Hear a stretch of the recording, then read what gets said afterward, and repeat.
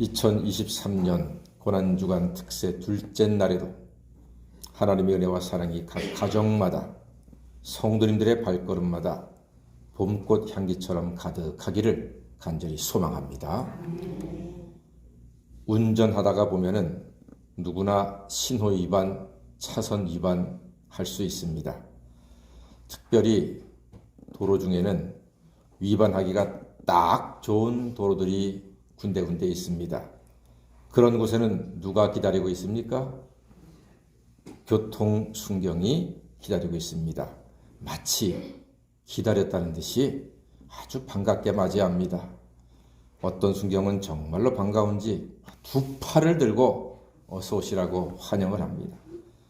그런데 이상하게 그 환영을 받는 사람은 별로 기쁘지가 않습니다. 오히려 거시기하죠. 속으로 아이씨 또 걸렸어 그럽니다. 자, 여러분, 교통순경이 잡았다. 그러면은 어떻게 해야 할까요? 오리발 내미나요? 왜 잡아? 내가 누군 줄 알아? 나 위반 안 했어.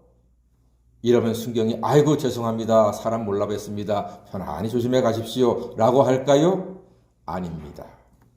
그러면요 100% 7만 원짜리 딱지를 뗍니다. 반항은 미련한 일입니다. 반항하지 마십시오.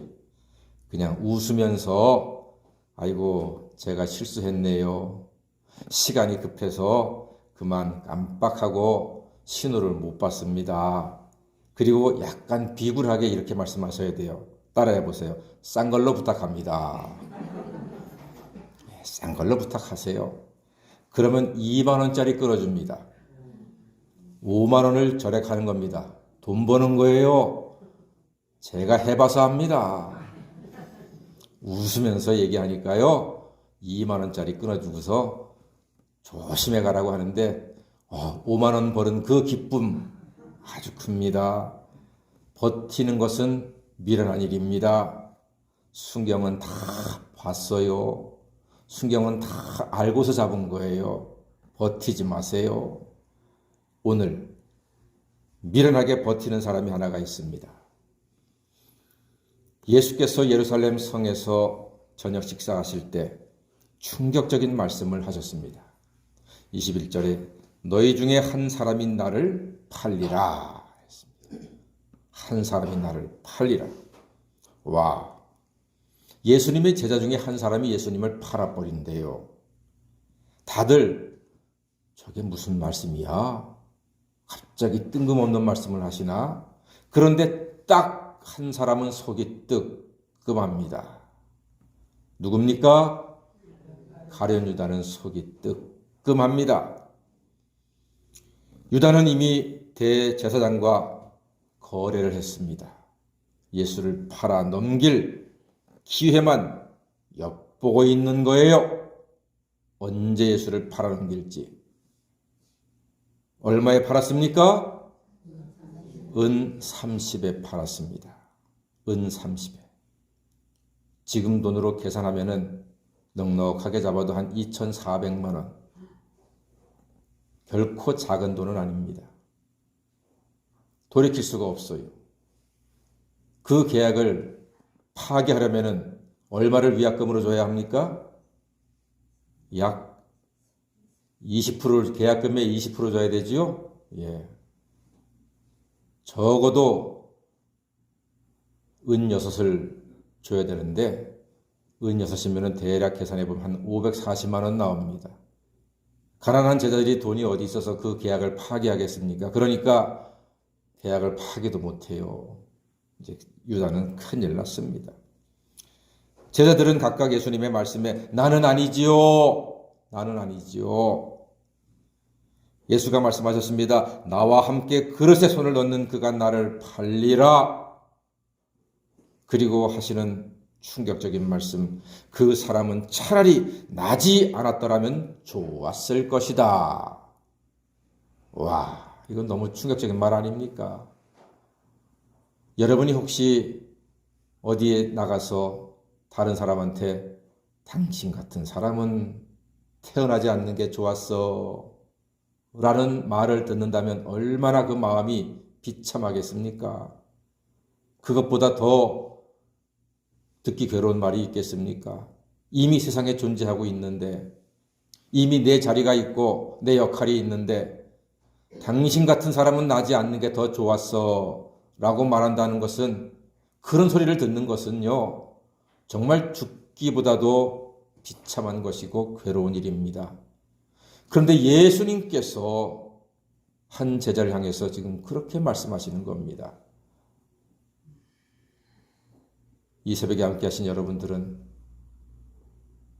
한 사람 한 사람이 소중하게 하나님의 뜻 가운데 세상에 오셨고, 이렇게 하나님께 예배를 드림으로 영광을 돌리고 주님의 마음을 기쁘게 하는, 여러분 때문에 주님이 기뻐하시고 여러분 때문에 하나님께서 기쁨이 넘치는 복되고 소중한 사람인 줄로 믿습니다.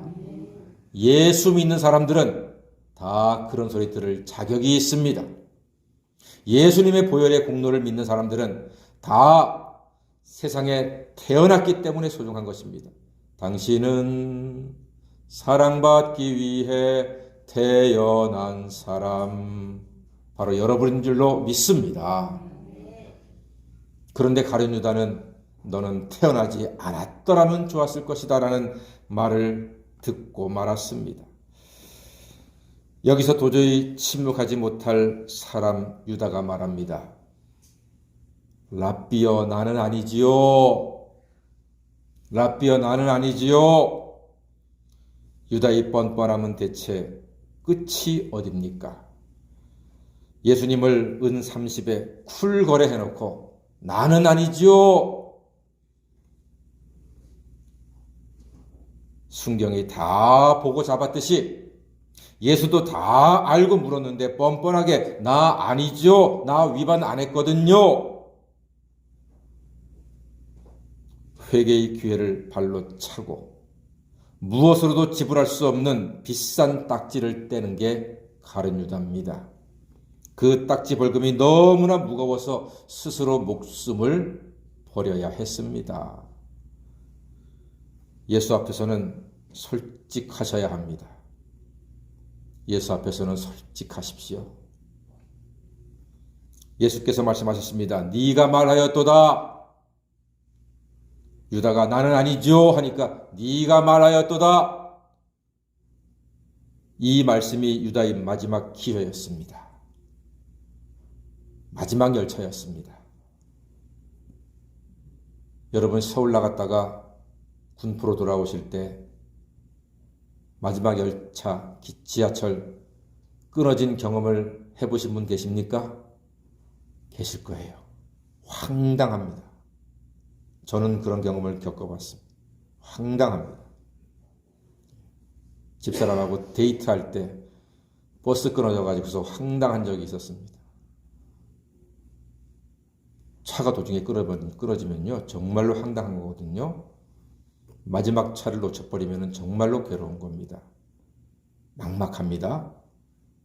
지금 가룟 유다가 마지막 차를 놓친 거예요.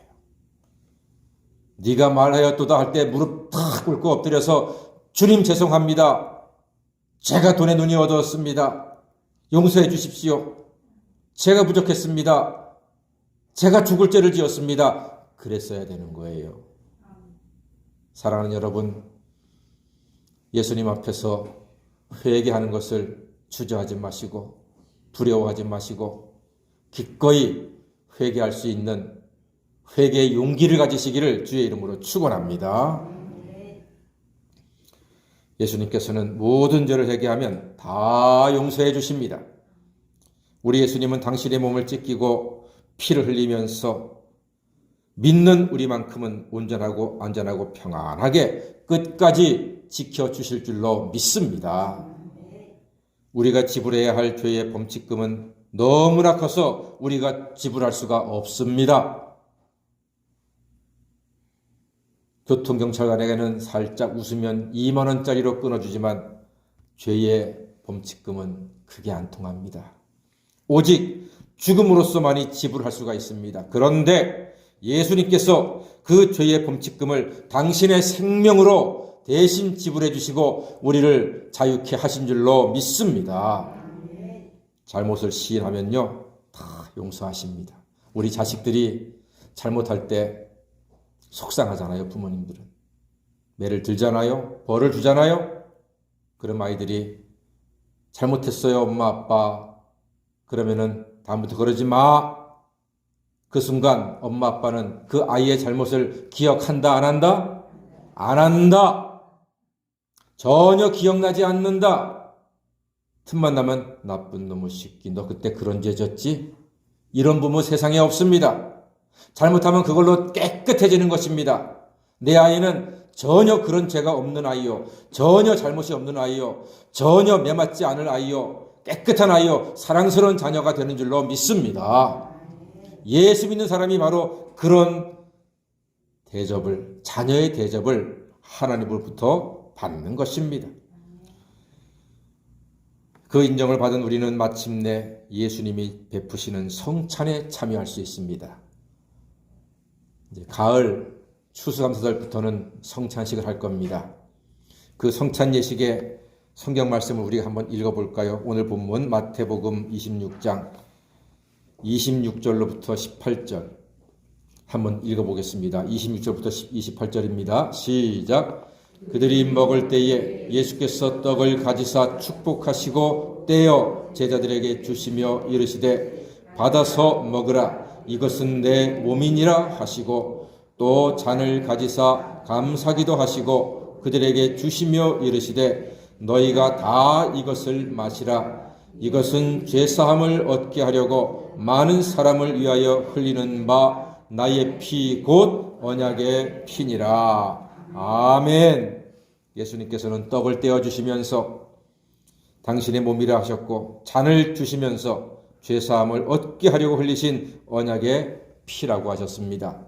사랑하는 성도 여러분, 오늘 아침 우리는 우리 죄의 범칙금을 당신의 생명으로 깨끗하게 해결하신 예수님의 은혜와 사랑에 감사하며 기쁨의 찬양으로 오늘 하루 인생길을 담대하게 걸어가시는 하나님의 자녀가 되시기를 주의 이름으로 간절히 축원합니다. 아멘. 기도하겠습니다.